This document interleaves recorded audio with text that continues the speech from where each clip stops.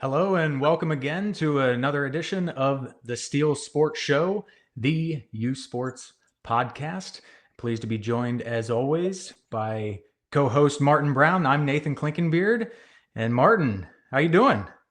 I'm doing all right. It's been a bit of a day, I will honestly tell you, Nathan. I woke up this morning about 5 o'clock to what I thought was a explosion outside my house. It turned out it was two huge trees that took the power lines out, started a fire in my driveway. So I had fire trucks and police, but everything was good. No injuries, no damage. So certainly could have been a lot worse. But yeah, that was an interesting way to start a Friday and start the weekend. So it's been very, very windy here in New Jersey in the Northeast as we kind of get into that spring weather. I think the winter is behind us and we're into spring. And I've got my three younger kids' end of season basketball party tomorrow, which I'll be taking them to, and that kind of ends the winter sports in my house as we then focus on soccer and softball for this spring. But how about you? How's it going? I don't have any stories like that. That's quite the wake-up call. Yes, it was. And I know you're British, and there was a big fire at Heathrow, so I That don't know if was there's some apparently it was connection an there. emulator, but yeah, I don't know. But That's wild. That's crazy. No, so but it was. all good. No, we're in the first days of spring here, and just glad to have some warm weather. We're out on the fields. We're my kids are playing baseball and softball now, fully outdoors practicing, and just great to be outside and enjoying some warm weather. So Absolutely. yeah, I know we got a lot to talk about, and we have a great guest joining us So today. excited. So excited to have our guest on today. Absolutely, a big get here in our industry. But let's start off with some soccer, brought to you by soccer.com. I'd like to kick off with some soccer topics. Our resident expert, obviously, is Martin. So take us through it. Using that loosely, expert. Nathan, thanks.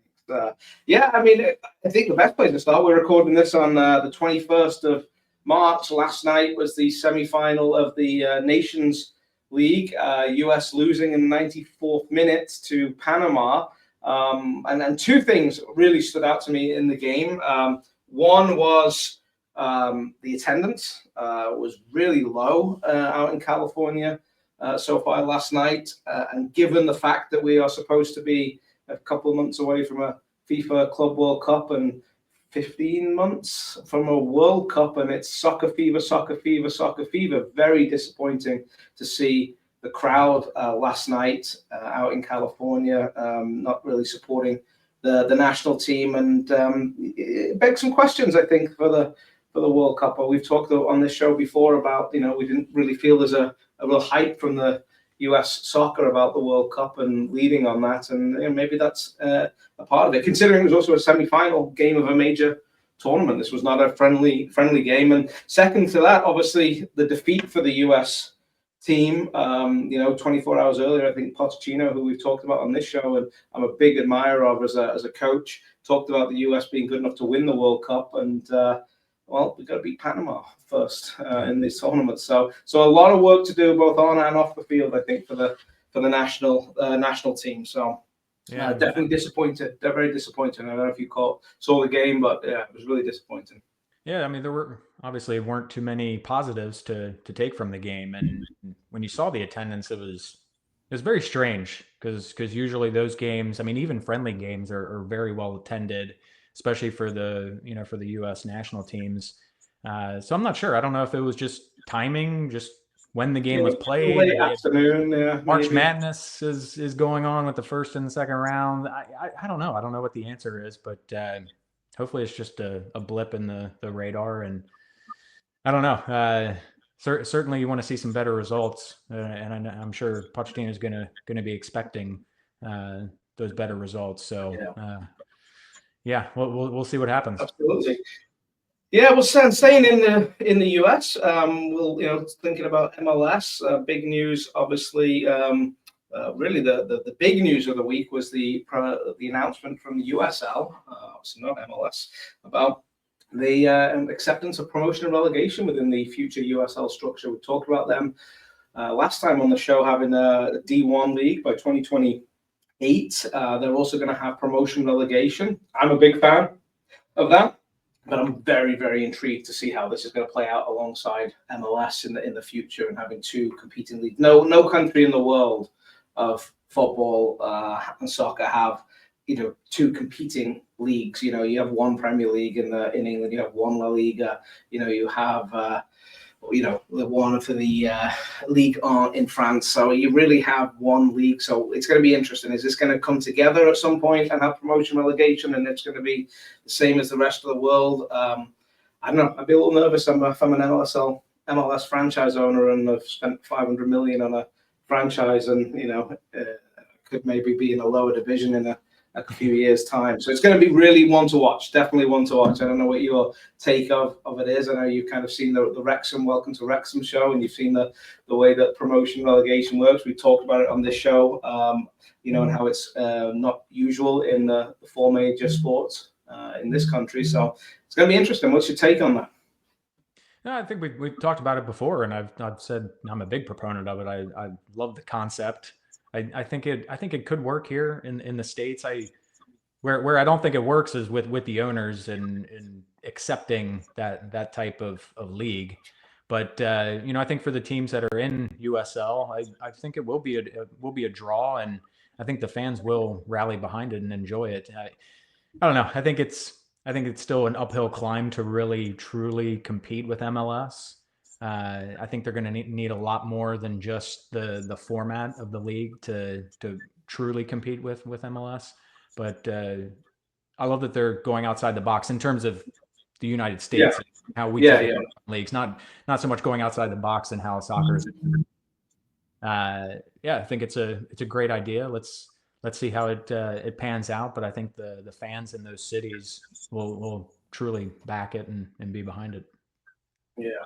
I mean, this week in MLS also saw the return of Messi back from injury. He was fatigue, I think, was the actual diagnosis. So good to see him back. But again, I know last time we talked about this, that I don't know how it's sustainable for a league to really focus everything around one player. But it is good to see him back. He's an outstanding player, and I know he does excite the crowds, and hopefully he can keep bringing that spotlight to the soccer in America as well. And then the other piece of news was the All-Star game was announced to be held at Q2 Stadium in Austin, July 23rd. So we'll be looking forward to that over the summer. It'll be competing up against not only the Club World Cup, but also the Premier League Summer Series, as well as that. So a lot of good soccer over the summer. So hopefully those soccer fans that didn't come out last night for the men's national team can certainly come out over the summer. There's a lot to look at. We also had the kickoff of the NWSL season. Reigning champions, Orlando Pride, on the case to repeat, starting off really well, 6-0 win. But one thing that really stood out to me was we had the youngest ever NWSL player, 14-year-old McKenna Whitman. And really, really a great talent. And my question, and I don't know what your thoughts are, is this something we're gonna see? Is this going to be a trend where players, maybe it's just in the soccer space, I don't know, that are going to kind of forego college soccer and go straight to the pros? It's going to be an interesting thing to watch. Yeah, and especially now that you have NIL and college athletes being paid. I mean, it's something certainly to consider. I mean, you could possibly make more in college than playing in the NWSL, just off the NIL alone. So, yeah, something to watch. And wow, to be 14 years old and playing professionally, I can't even. I mean, I'm thinking about when I was 14. I don't think I could handle professional I have sports. A 16-year-old, and I know what she was like at 14. Kudos to her. But, I thought the other good piece of news in women's soccer here in the US was the announcement from the future expansion team Denver, building their women's soccer only stadium in Colorado, 14,500 seats. So again, that continued investment that we've seen over the last few years around the world in women's sports. continues, and it's just really good to see. And I think that growth of the NWSL. Obviously, you've got the USL's version coming out starting soon as well on the women's side. So it's going to be a lot of bright spots, I think, for women's soccer, both in the US and around the world as well. So good to see. But if you noticed, I've kind of relegated the Premier League a little bit in my spiel this week. That's because it was a very, very tough week for my beloved Liverpool. Got knocked out of the Champions League by Paris Saint-Germain, lost the League Cup final to Newcastle. Definitely a tough week, but I can't complain. Both Paris Saint-Germain and Newcastle deserve to win those ties. So definitely a tough one, but we do sit 12 points clear still at the top of the Premier League. And interestingly enough, with Newcastle winning that, we could have as many as 11 Premier League teams competing in Europe, which a lot still has to fall the right way next season. But that would be unprecedented, I think, to have that many teams coming up. But the other one I want to note from the Premier League, giving a shout out to one of our Steel United partners, Puma, who have become the official match ball of the Premier League, taking over from Adidas. There's been a 25-year partnership. So in 25-26, Puma will be the official match ball. So I want to give a shout out to our friends over at Puma as well. And then I'm looking forward to the quarterfinals of the Champions League. The hot fixture is going to be Arsenal Real Madrid. That'll be an interesting one to watch, but some 4 good games, and it's exciting time as you get down to the quarterfinals and semifinals of the Champions League, and we get to the business end of the soccer calendar, the worldwide soccer calendar as well. So so that was your soccer news brought to you by soccer.com. Very excited about your introduction to our guest as we go into our baseball speak, brought to you by 431sports.com. So Nathan, I'll turn it over to you to introduce our guest for today. Yeah, definitely excited to have this legend of the game, if you will, two-time World Series champion, both as a player and as a manager. 1981 with the Dodgers and 2022 with the Astros. A 3-time NL Manager of the Year, one of only 12 managers to win 2,000 games, and 10 of those managers are in the Hall of Fame. And I know the other 2 are going to be inducted soon when they're, probably in the next 3 or 4 years, I would think. Bruce Bochy and the gentleman who's going to be joining us right now, Mr. Dusty Baker. Dusty, how are you?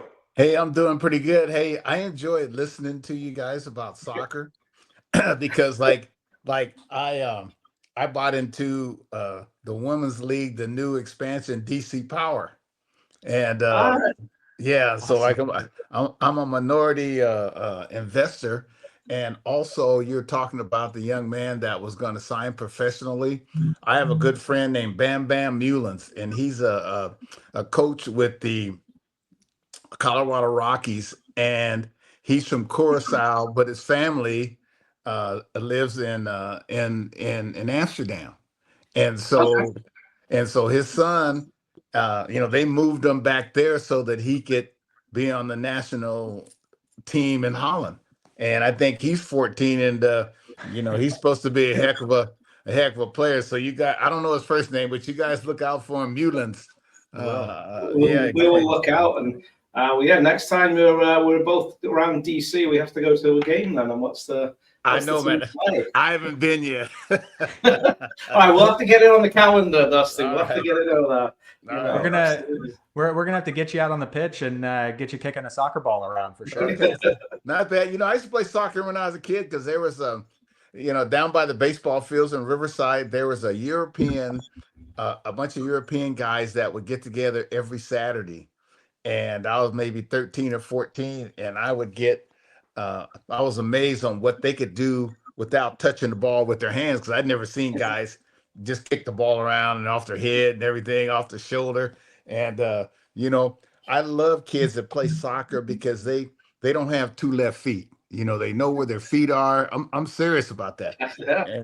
And when a kid tells me he played soccer, there's a good chance that he's very coordinated, very skilled, and he knows where his feet are, which is one of the most important things in every sport.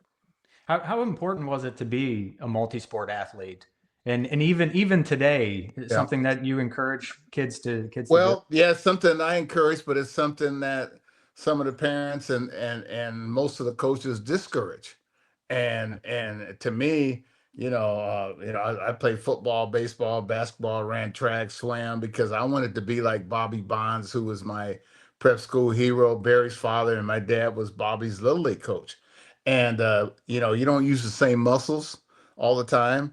So you don't wear them out. You learn to train. You learn to train. You learn to roll. You learn timing, like in basketball. Balls up on the rim. Football, you learn how to avoid collisions. You know how to roll without messing up your shoulders. And so it's all the same, and it's all about balance. And a lot of times when I see a kid hitting, I say, "Hey, man, did you play football or basketball?" He goes, "No, not really." And that kid didn't know how to pivot, which is the thing one of the most basic things of sports. And here's a guy that never pivoted in his life. But I see other kids. I love those kids, that play, different sports because they never sat around basically, and they had to have uh, a strong mind because they probably weren't as good in one as they, were in another sport. So they have to have a very strong attitude and a mental state. Yeah. Let's get into some baseball talk. And I know the MLB I mean, technically the season's already started with Yeah. the Dodgers and Cubs playing over in Japan. And what'd you think about that series? And as a manager, how would you deal with that, playing games, regular season games, and then having to go back to spring training and kind of getting in that mode and then kind of starting the season over again? Well, I mean, it's tough mentally, psychologically, because you play spring training and you work up, boom, boom, boom, boom, to opening day. Your ultimate goal is opening day because that's when the race starts. That's when there's no going back, and you got 6 months worth of grinding. Now, when you disturb that, and then you got to turn it off and then come back, because I think the Dodgers, I don't think they came back to spring training. I think they went to L.A. and Chicago went back to spring training. I think that's more to their advantage because the LA's not going to play. Uh, this could affect their start because they go home, they play the Angels, but then I don't think they would have played for another week. And see, this early in the season, you can take batting practice, you can take all the things that you want. There's nothing like live game reps to simulate. Practice is all about simulation, game simulation. That's all it is. Mm-hmm. And so, how do you simulate the intensity, and how do you, like copy, the emotional part of playing ball? So I'm curious to see, how the Dodgers start off. I mean, they'll probably start off pretty good because they got a bunch of talent, but Just a little bit. yeah, just a tad. But I'm curious to see, and also the time difference. Because I went to Japan years ago in '97, and it took me like a week to adjust back, to the time difference. And I didn't really watch the game other than the highlights because I think it came on here like 3:13 in the morning or something like that. And so I got to watch some of the highlights, and I tell you, the people in Japan, I mean, they love baseball, and I tell you, I had as much fun as anywhere, that I had played when I managed the '97 team. And on that team, we played against Brian Sabian. Asked me here, our general manager. He goes, "Justin, I want you to keep your eyes open for a couple guys if you like them." And so one of them was Ichiro. Another one, yeah. Another one was Big Matsui, who they call Godzilla over there, and another one was Little Matsui, and who's a shortstop. All three of them played here in the States, and then I knew there was something special about Ichiro because Barry Bonds, everybody was exchanging jerseys. Well, Barry ran right over to Ichiro and gave him his. So I said, "Oh, Barry, that's not like Barry." And I was like, "Man, you must have been really impressed with Ichiro, and maybe Barry's a master scout." Is there someone that you could compare Otani to? Maybe someone that you played with, against, I mean, I know he's such a special talent, Mm, but I mean, just someone that had all the tools that Shohei mm, has.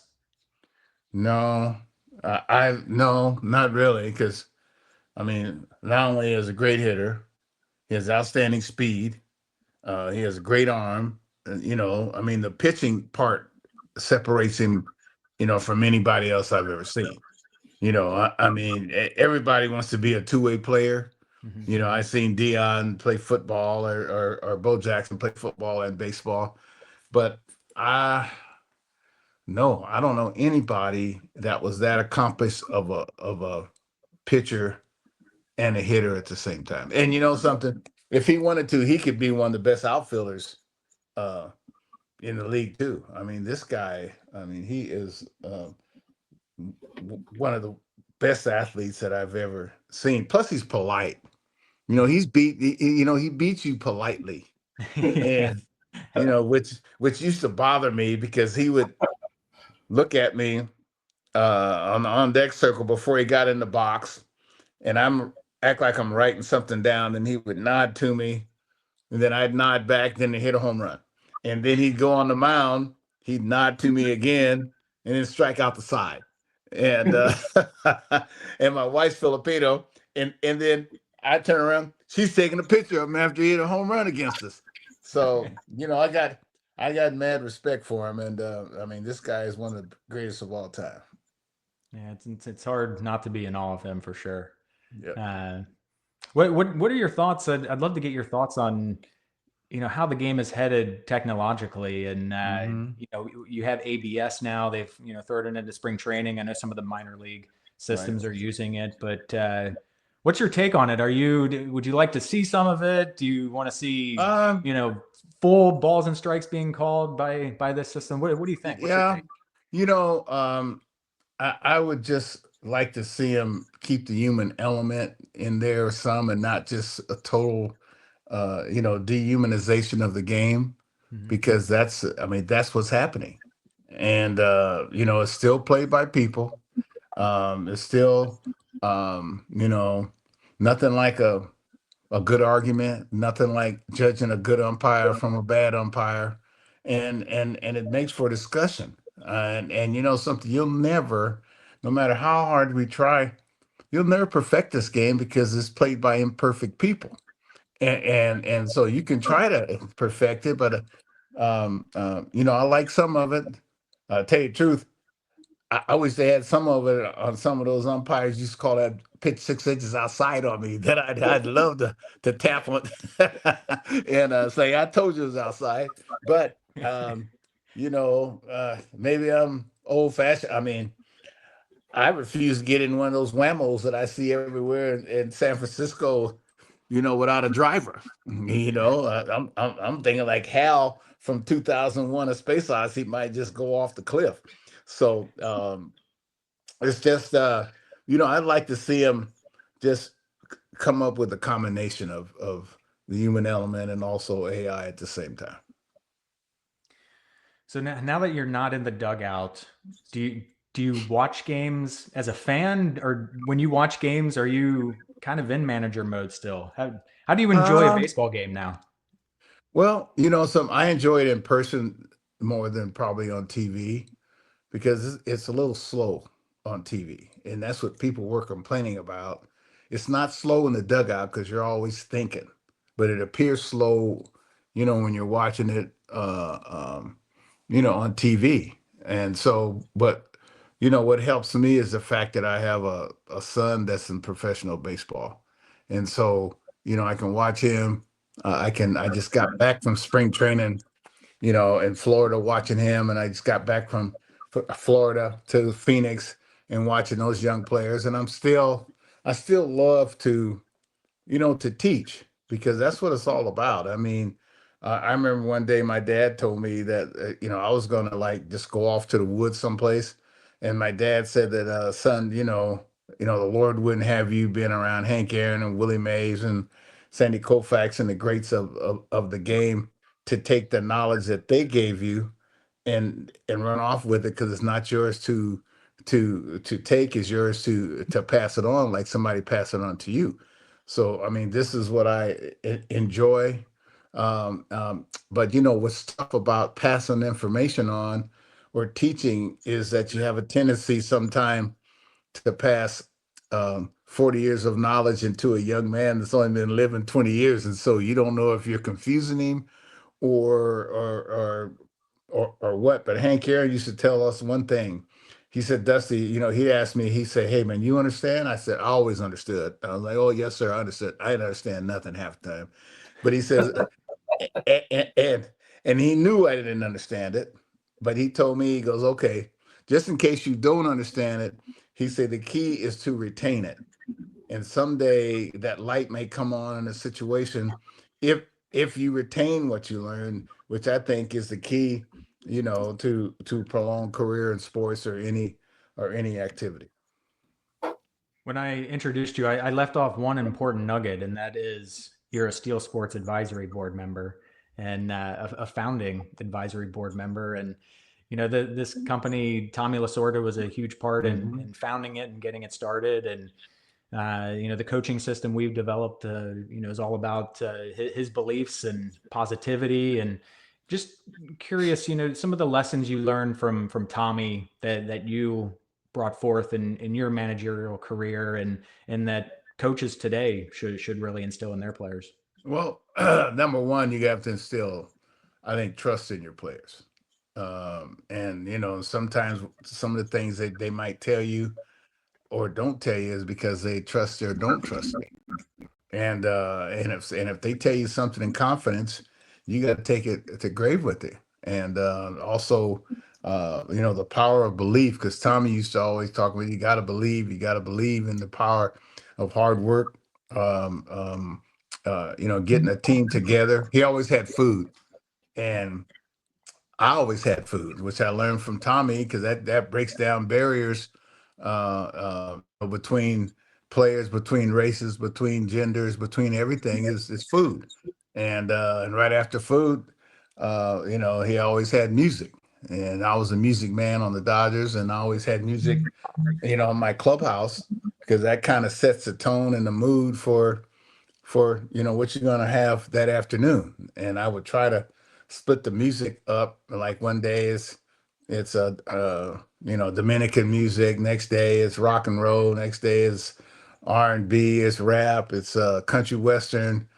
Some of it I liked or disliked, but it's their team, and it's their clubhouse. I'm just the leader of the band. And so like I said, I learned quite a bit from Tommy.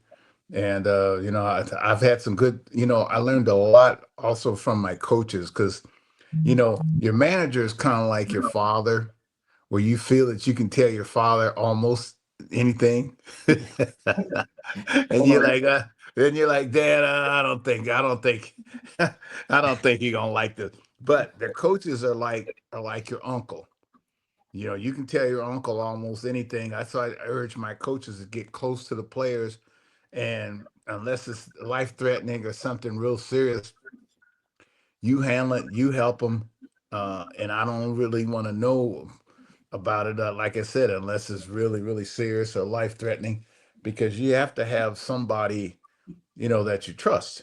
And I try to have a diversified staff, a couple Latin guys, so the Latin guys can talk to them.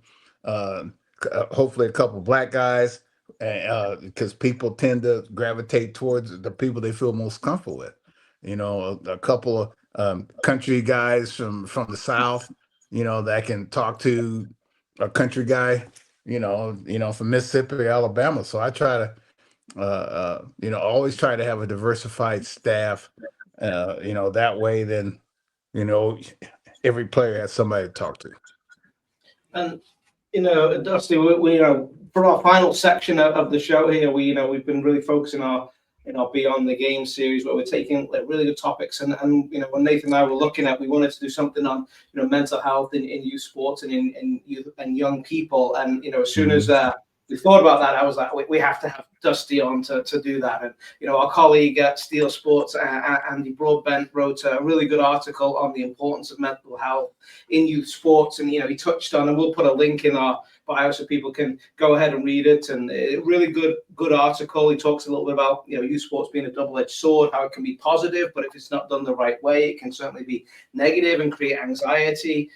The number of kids that are facing mental health issues is 35% of elite athletes are, and 40% of teens are feeling sadness and hopelessness, according to the CDC. And then he talks a little bit about the coach's role and how they can help and bring that positivity and creating that team culture. And obviously how positive Tommy was on your career. So I wanted to start on this topic with you we know baseball is a game of failure, right? If you're successful 30% of the time, that's awesome, that's great, but that means 70% of the time you're not. So how do you think young athletes should handle setbacks and adversity in the game of baseball, but also in youth sports at large? Well, something, I had firsthand experience. My mother, used to teach at school, with mentally challenged kids when I was a kid. And my mom would always tell me, hey, be nice to these, people here. They do have a gift. They do have a talent.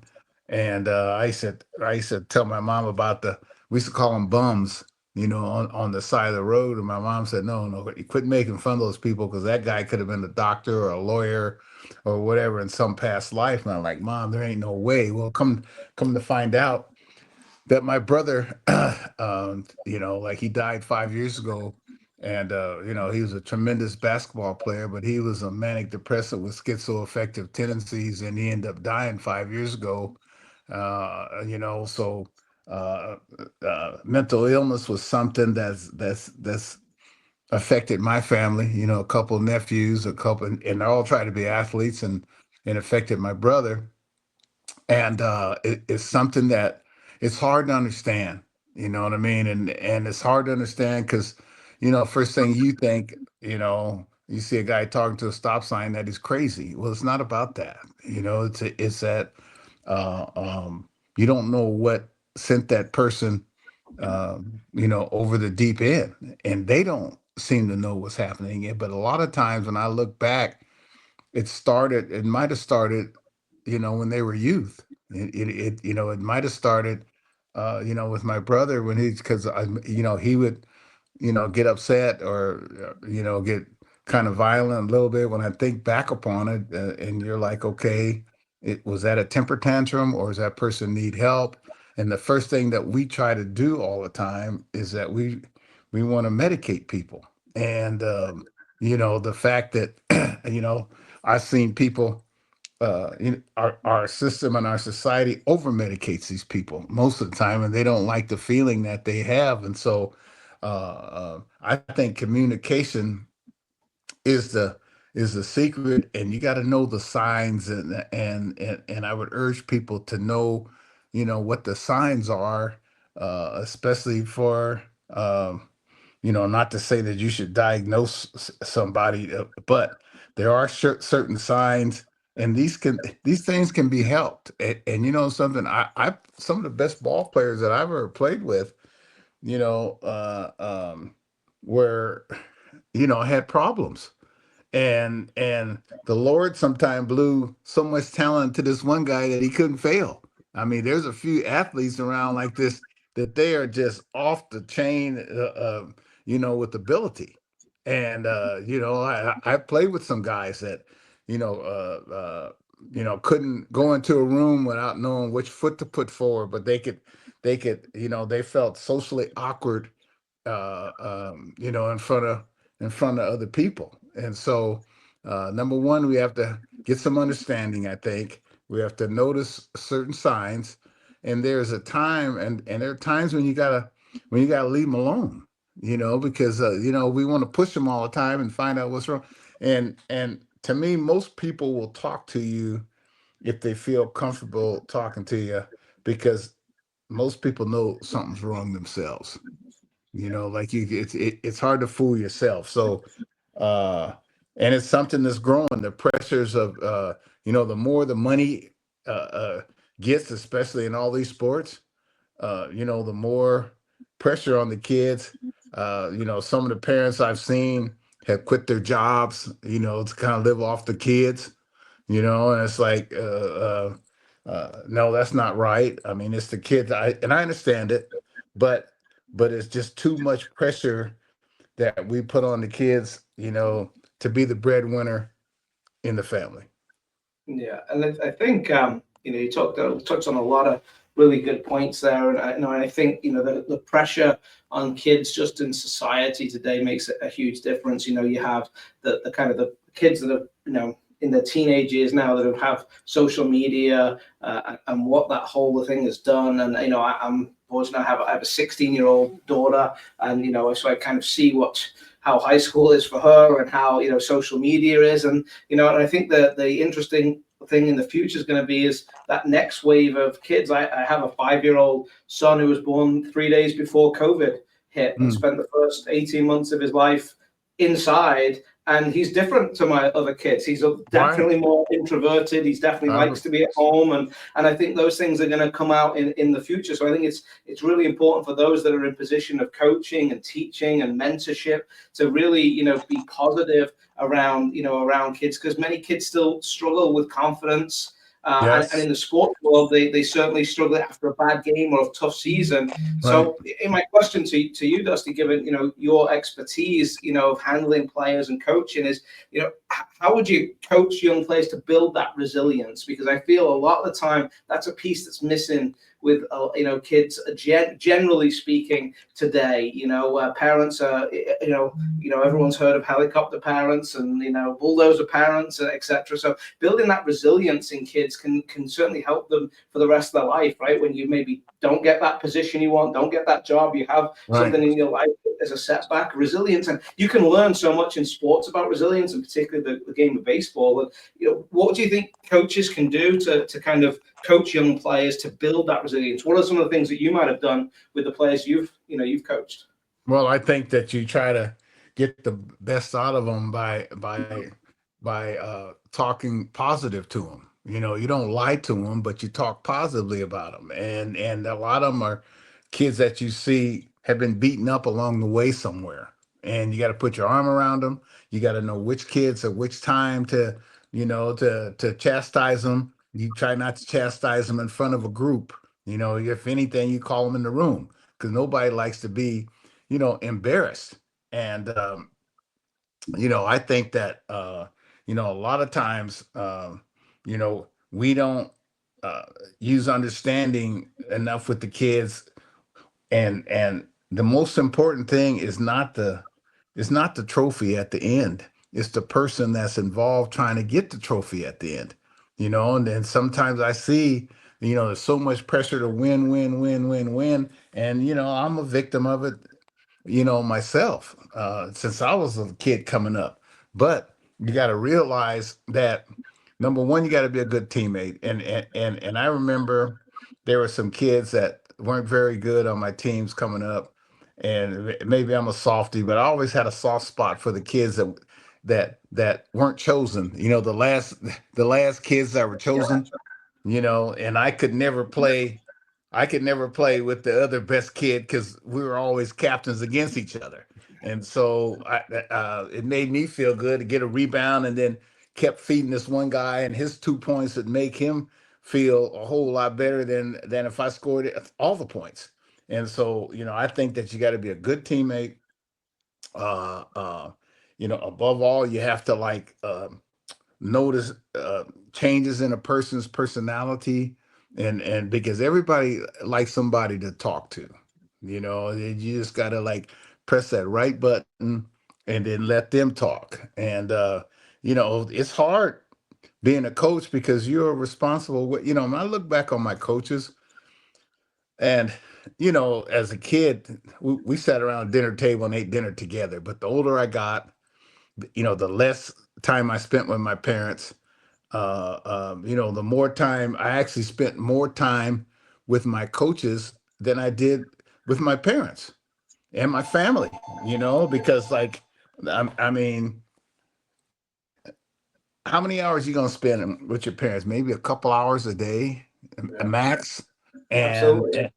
yeah, and the rest of the time, is spent by somebody that's a non-relative. And Yeah, teachers, it's coaches, yeah. Yeah, and the people that I look back upon in my life that were responsible for helping me get to where I am were coaches. And I remember I had a teacher. I mean, I was in like the fourth grade or something, and we had to write an essay about what do you want to be when you're an adult. And my essay was I wanted to be a professional uh, ball player, which sport I didn't know. And so my buddies were laughing at me while I'm reading it. They're like, you, because I was just about this big.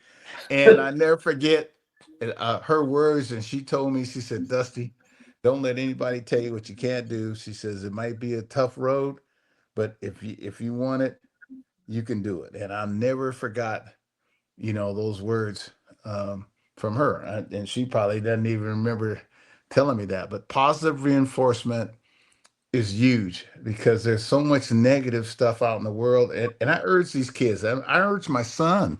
I mean, it's a different, I urge my son to read some more, get off the video games. I mean, and I know, hey man, he carries a box around with him and he plays his buddies all over the country.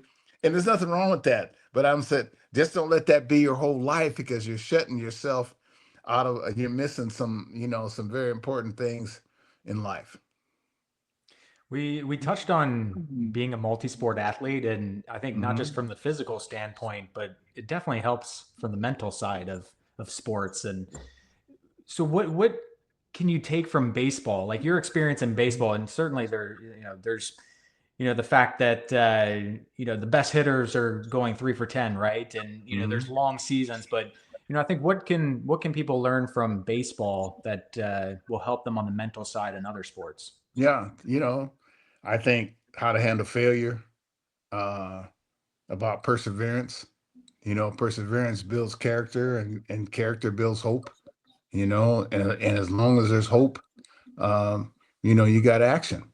And when I look at baseball, I mean baseball more than any other sport that I've played, reminds me of how life is, more than anything. It's up, it's down, it's up, it's down. There are periods where you're like, oh no, I can't do any wrong. And there are periods where I can't do anything right. It's like, man, and they call them slumps. I don't like to use slump because that's a very negative word. I always tell myself that I was in an unfortunate period of time, even though I might have been over 25. You know what I mean? And I tell these young kids that, hey man, you are one pitch away and you're one hit away from a hot streak because it starts with one. Everything starts with one. I mean, you're not going to go 10 for 10 in one at bat. It starts with one. And if you can narrow it down and simplify things to ones, uh, you know, one hit a day average. There's 150 hits or one RBI every other day. It's like stacking pennies. It's like okay, and after a while, you stack a penny, now you got $1. It's like wow, where'd that come from? And it says, "He who gathers money little by little makes it grow." But it's the same way in this game, the same way in life. And so like I I didn't fall in love with baseball until I got hurt playing basketball.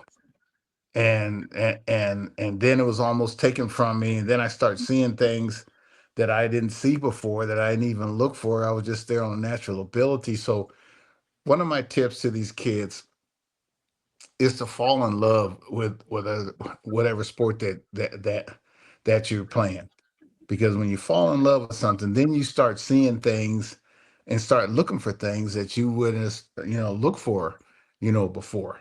And that's what happened to me. I mean, I fell in love with baseball because I was a frustrated basketball player, and I mean, frustrated because I signed out of high school and I love basketball. And see, there's a lot of people that are playing sports, at least in my era, they're playing sports that uh, their bodies dictated what they were going to play versus, I mean, Yeah, really well. I talked to Kareem Jabbar. He wanted to be a baseball player. And I'm like, really, Kareem? He had the biggest strike zone in the world, but he loved but he loved baseball. But his body dictated that he, played basketball. So the main thing, you got to put in the time. You got to put in the time of practice. Nutrition helps. I think your mental state of mind. Rest. Talking to people. All these things help. Your psychological, well-being, and like Hank used to tell us, there's no such thing as a bad question. I mean, sometimes one question can straighten out, start the ball rolling, and all of a sudden the dominoes fall and it comes together, and you're like, wow, and then it opens a whole new world. But again, you have to go seek it out, and you have to find somebody that you trust. So, who's the better mental coach in your house? Is it you, or is it your wife, Melissa? Um, Probably my wife. You know, well, the love of women is a lot different than the love of men. You know what I mean? and and sometimes I can, as a man, I can be a little hard. You know, where sometimes I feel like she's been a little soft, but that's what he needs. And see, my dad. See, let me tell you about my dad. See, I was raised in a very male dominant house. My dad, and and so the best I ever got out of my dad, I scored like 4 or 5 touchdowns and scored 30 points. The best I got out of my dad was that was pretty good. You know, I said, Dad, how'd I do? That was pretty good. And so you probably experienced that. Yep. You know what I mean? That sounds like But my dad. Yeah. yeah, but then I'd hear him talking with his buddies playing cards or something. And he's like, oh, my son, he did so great. He did this and that, but he would never tell me, you know.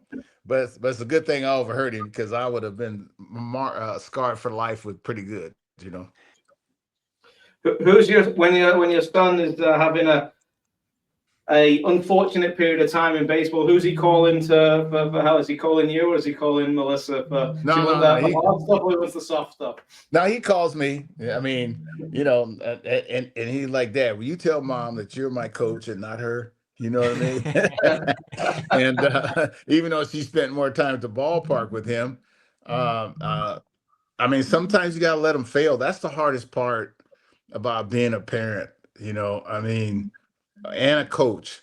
I mean, sometimes you gotta let them fail, uh, before they will like just break down and ask for help. It's like, yeah, when things are going good, oh, Dad, I got this. I got it. No problem. And then he'll have an unfortunate period of time over 10, like, Dad, you think I can send you some videos? And so, I've been watching the whole time.